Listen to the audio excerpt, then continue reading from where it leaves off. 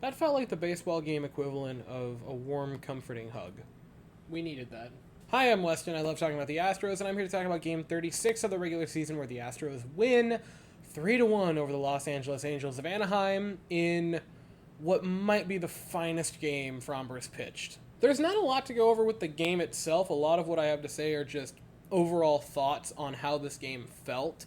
The storyline for the game was pretty small. It was a low-scoring game, and both teams only used two pitchers. The Astros got by with only using Framber Valdez and Ryan Presley, and the Angels only used Shohei Ohtani and Andrew Watts. It was a very self-contained game of baseball, one of the most self-contained I've seen in a very long while. But it starts with the Angels getting on the board first. Bottom of the third inning, Zach Neto, homers. It's 1-0 Angels. And through the first four innings, the Astros offense looked as lifeless as it ever has. It looked like they couldn't do anything. And even though they won the game, and even though the offense found a way to do it in the fifth, the offense looked bad for the entire evening. And you can look at expected batting average, hard hit percentage. The hits that they got were timely, but we're not there yet.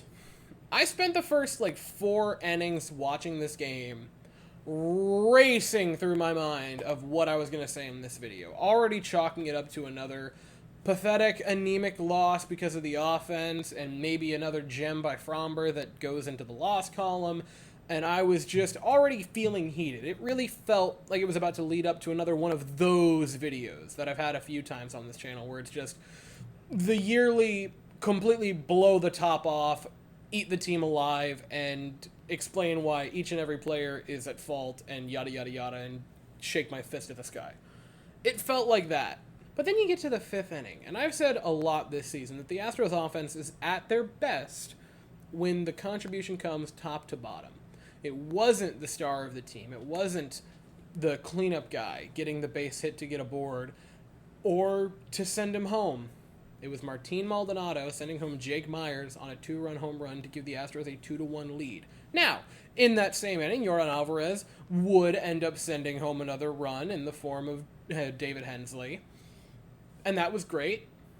But the winning run was off of Martin Maldonado's bat. It was actually him himself that represented the game-winning run. And as for the pitching, Framber Valdez, I sort of alluded to it at the beginning, I think possibly in a vacuum, taking away the circumstance and the severity, the leverage of his World Series starts, this might be the best game I've watched Framber pitch. Good Lord. 8 innings of work, 1 earned run. It was a single home run to the 9th hole hitter of all people. It wasn't even like Ohtani or Trout, which I think is kind of funny, but regardless. Only the 1 run, 3 hits, 12 strikeouts, 18 swings and misses.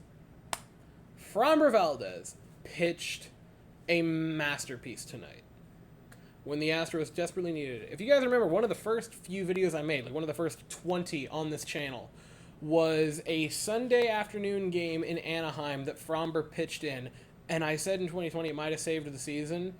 I'm not saying this is going to save the season, but this feels good, and again, it's Framber coming up big in Anaheim, which is just, he loves to pitch there. And then Ryan Presley in the 9th inning picks up a pair of strikeouts, gets 3 swings and misses, did give up 1 hard hit ball, but Jeremy Pena with a beautiful defensive play to not even allow that ball to touch ground.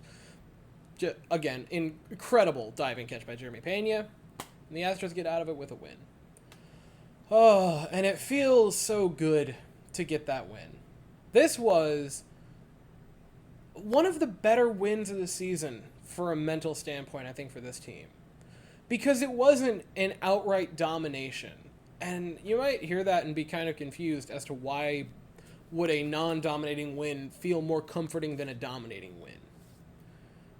And I think it's because any team can go out for a single night and have that ridiculous win, right? Have that game where they drop 20 on an opponent.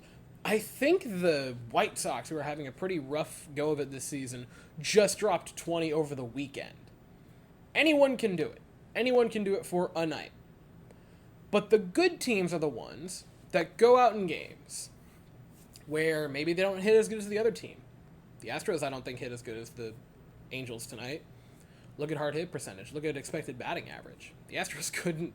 I mean, a team expected batting average of 189 is awful, and only a 20 hard hit for the team. Again, not exactly what you look for when you're expecting a team to win. Right? Any team can go out for one night and just have a utter domination. The good teams find ways to win the games that you maybe probably shouldn't. The Astros, for the past 6 years, have not won every game 19-2.